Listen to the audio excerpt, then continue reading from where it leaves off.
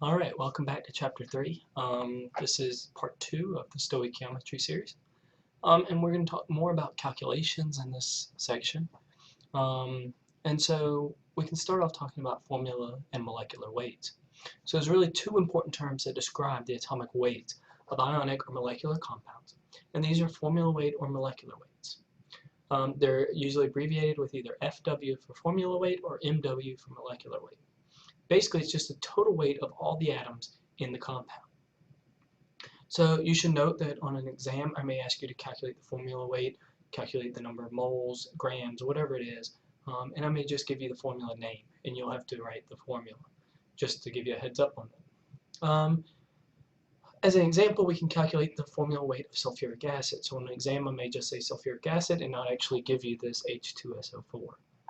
And so in order to calculate the formula weight, basically we just look at the number of atoms. So we know we have hydrogen, sulfur, and oxygen based on the formula. And we know we have 2 atoms of hydrogen, so we have 2, 1 for sulfur and 4 for oxygen. And for hydrogen, the atomic weight of just one hydrogen atom is 1 atomic mass unit. We multiply that by the number of hydrogen atoms, and we see that we have 2 atomic mass units for that. We do that for sulfur and oxygen, and we add those up, and our total formula weight of sulfuric acid is 98.1 atomic mass units. So we can also calculate the percent composition of each element in a compound by using the formula that we've given here. Okay, so if you think about when you're calculating the percent composition from a chemical formula, it's like saying you have 5 apples and 5 bananas in a fruit bowl, and you want to know the percentage of bananas in the fruit bowl.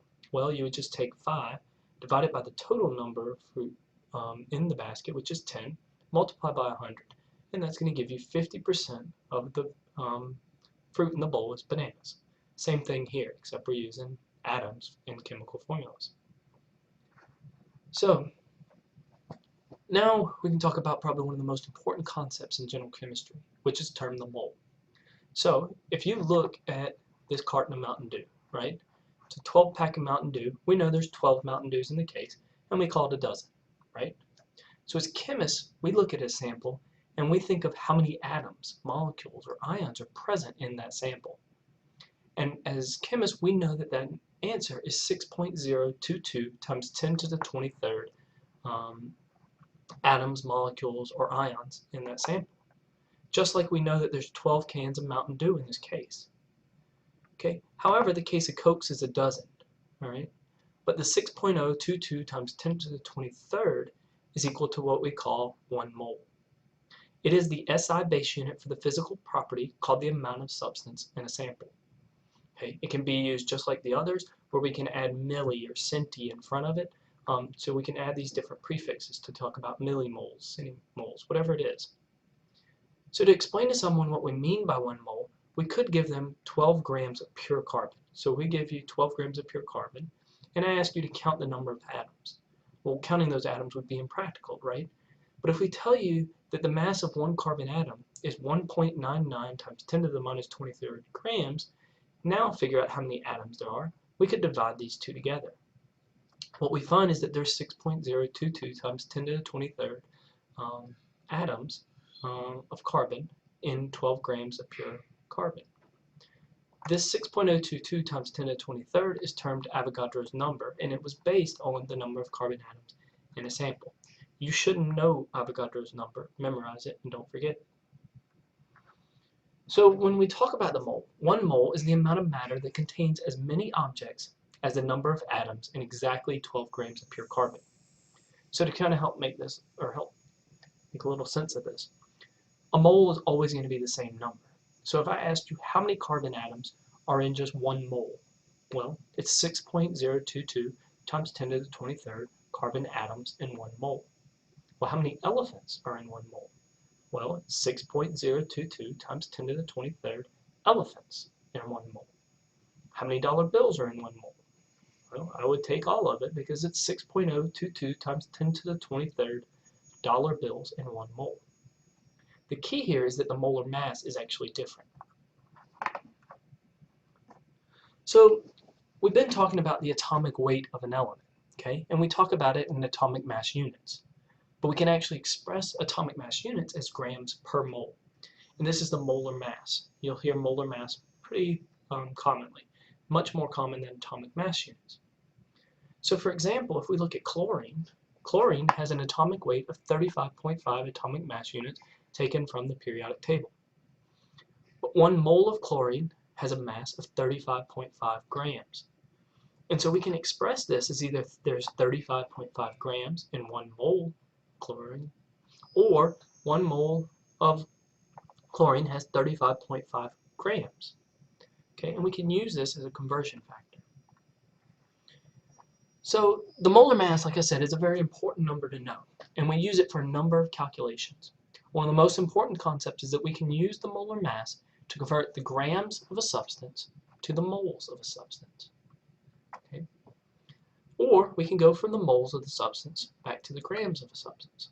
So the molar mass is just a different type of conversion factor in grams per mole, or moles per gram. Okay? And so you can think of these problems as just a dimensional analysis problem like we did back in chapter 1.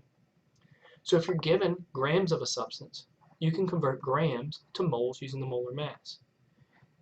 And then you can actually take the moles and convert that to the number of molecules or the number of atoms using Avogadro's number. Okay? One of the key calculations that you're going to need to know is calculating the molar mass, going from grams to moles, moles to grams, grams to atoms, atoms to grams, and so forth. And so you really should look at all the practice problems and attempt other problems in order to really understand how to calculate these different numbers. So we can actually change topic just slightly and talk about how we can determine the empirical formula from some kind of analyses. So a lot of times you're given the mass percent of elements in a sample, and that allows us to calculate the empirical formula. Right? So you may be told that there's 20% carbon, 30% hydrogen, and 50% oxygen in a sample. What is the empirical formula? Well, the first key to this problem is to take those percentages and assume that you have a 100-gram sample total. So that 20% carbon is just 20 grams of carbon, 30% hydrogen is 30 grams of hydrogen, and the 50% of oxygen is 50 grams of oxygen. That will allow you to take those, convert those to the number of moles, which then you convert to moles of each element, calculate a mole ratio, and find the empirical formula.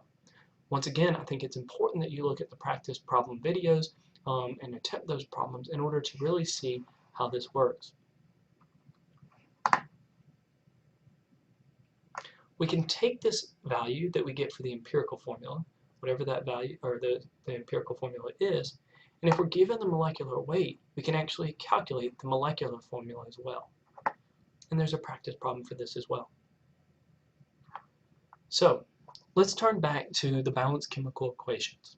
So one of the most important questions is you should wonder what information can you get from a balanced chemical equation. Okay, well, it can tell you the relative number of molecules in the reaction and the number of moles. The coefficient, right, which is in front of the number, can tell us the quantities, such as there's 2 moles of hydrogen gas, 1 mole of oxygen gas, and 2 moles of water. These are called stoichiometrically equivalent quantities.